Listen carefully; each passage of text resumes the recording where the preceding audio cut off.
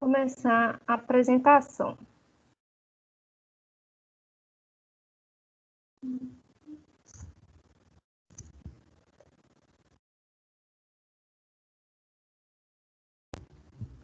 Tá, então, essa aula nós vamos falar sobre o conhecimento científico, tá? A gente vai debater aqui alguns conhecimentos que existem, né, que são conhecidos, e também sobre o método científico, e vamos falar dessa aplicação na engenharia civil, tá? Primeira coisa que eu queria saber de vocês, o que vocês como vocês definem senso comum? Vamos lá, gente. O que seria para vocês senso comum?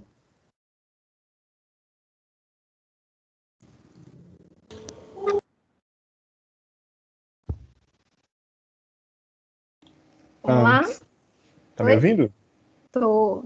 Boa noite, Pode falar. Gabriel aqui. Boa Olha, noite. senso comum acho que seria um conhecimento assim, intuitivo, né? Que surge naturalmente entre as pessoas, né? Aí pela maioria, eu acredito que a maioria define assim um normal, né? Um comum. Aí partindo dessa linha de raciocínio, as pessoas tendem a trabalhar suas ideias, seus trabalhos, enfim, a manter perto dessa linha, né? Ficar entre uma faixa do comum, assim, dizendo. É exatamente isso. Boa colocação. Alguém mais quer falar? Ninguém?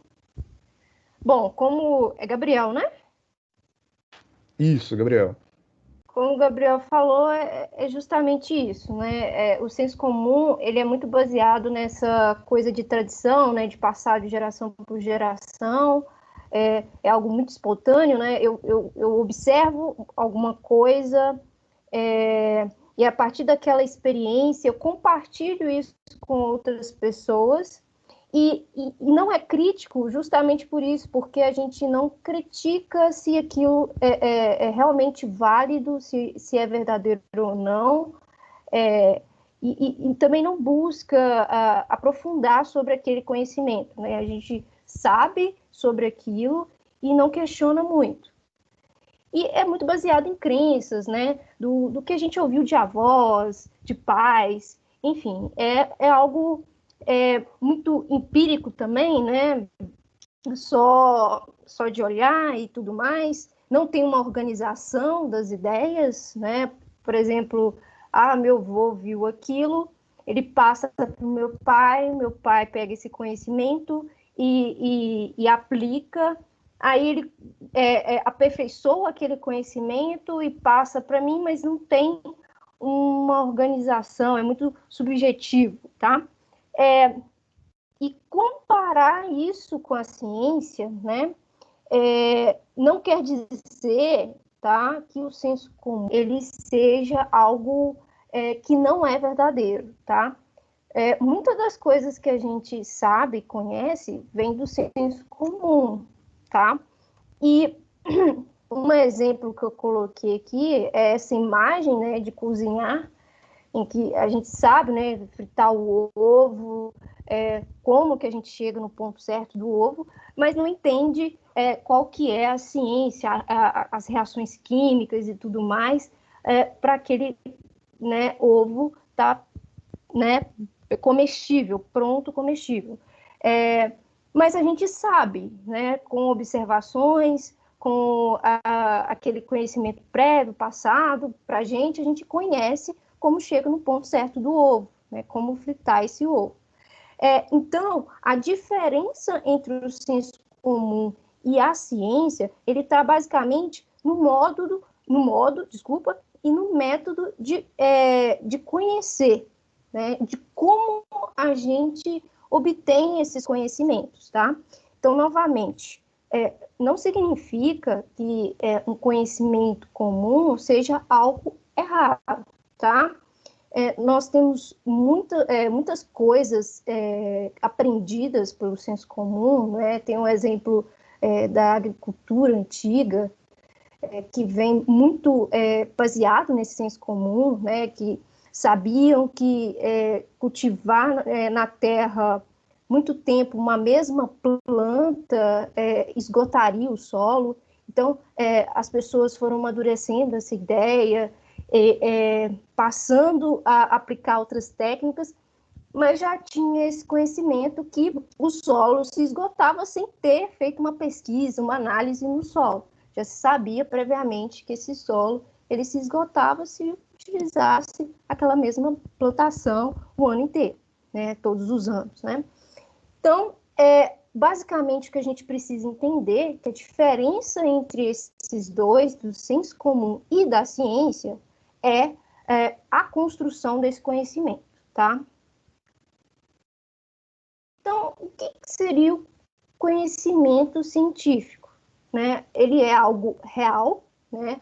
Onde eu observo fatos, né, manifestações naturais, né? E coisas concretas, tá? Observáveis.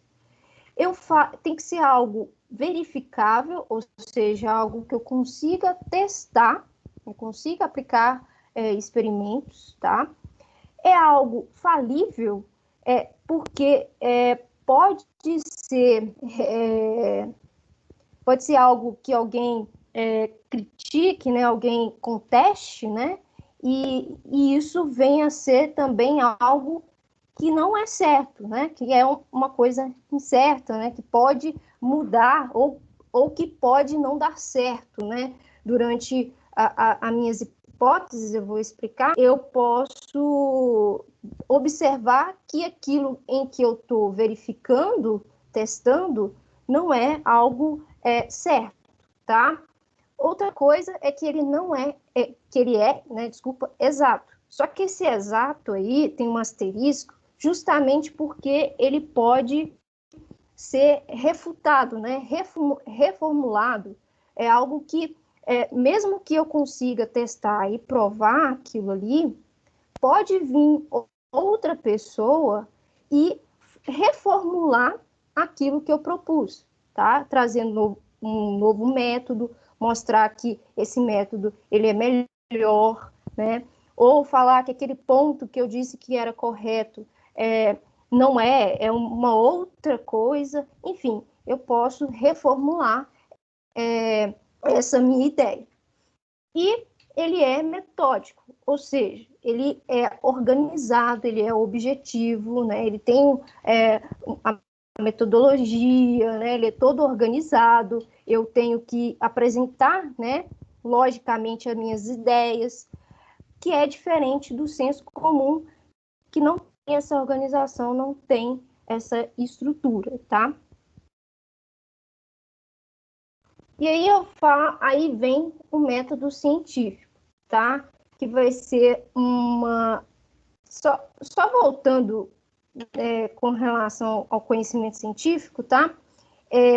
Além do senso comum, que também a gente pode falar que é conhecimento popular, e do conhecimento científico, só queria ressaltar que a gente também tem o conhecimento filosófico e o conhecimento religioso.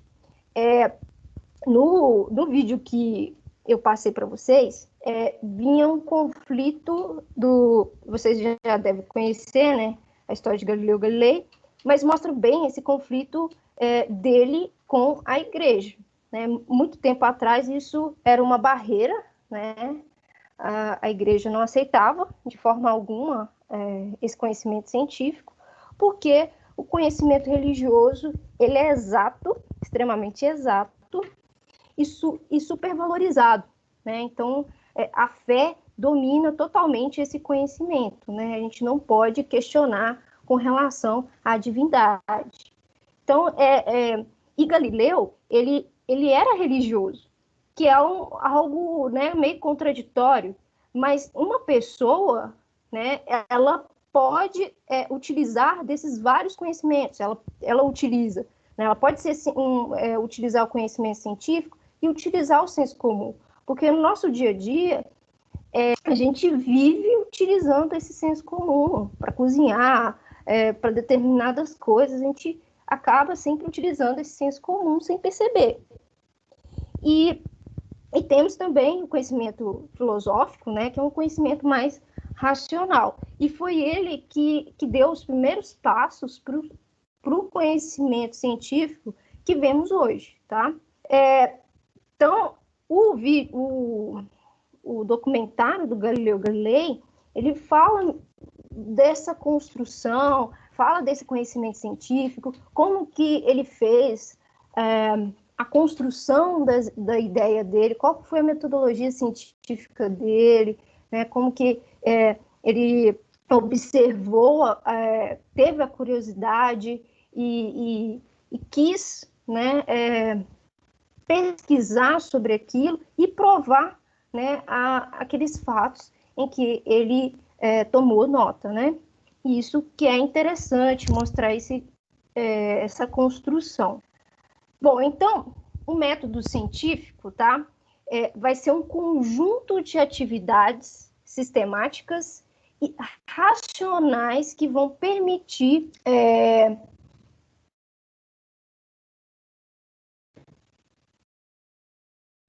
alcançar o objetivo do conhecimento científico, né, do que eu quero pesquisar em si, tá?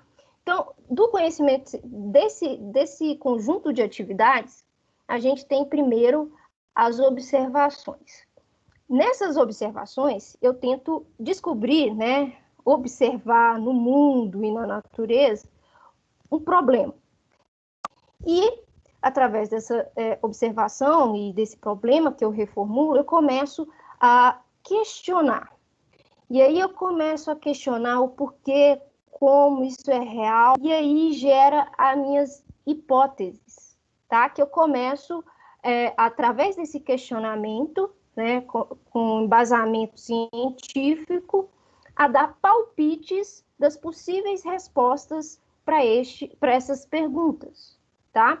E com isso, né, esses palpites, né, eu tenho que tem que ser algo testável, algo que eu consiga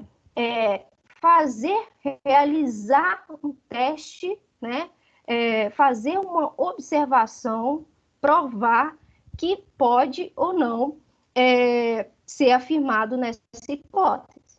Então, o que acontece?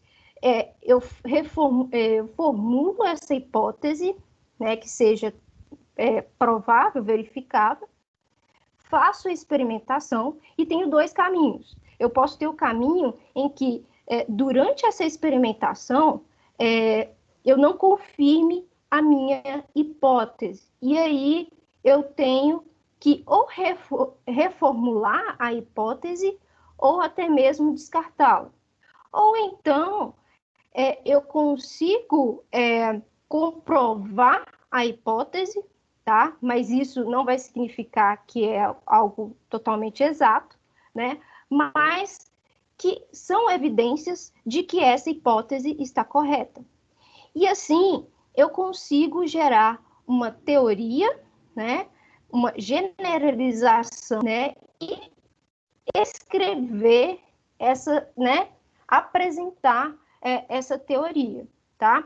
Isso aqui pode sofrer alterações, interferências. Alguém pode chegar, né, como eu disse, falar que esse método de experimentação que eu utilizei está equivocado e modificar, ou até mesmo chegar aqui e modificar minhas hipóteses. Enfim, né, eu posso ter várias interferências nesses âmbitos aí.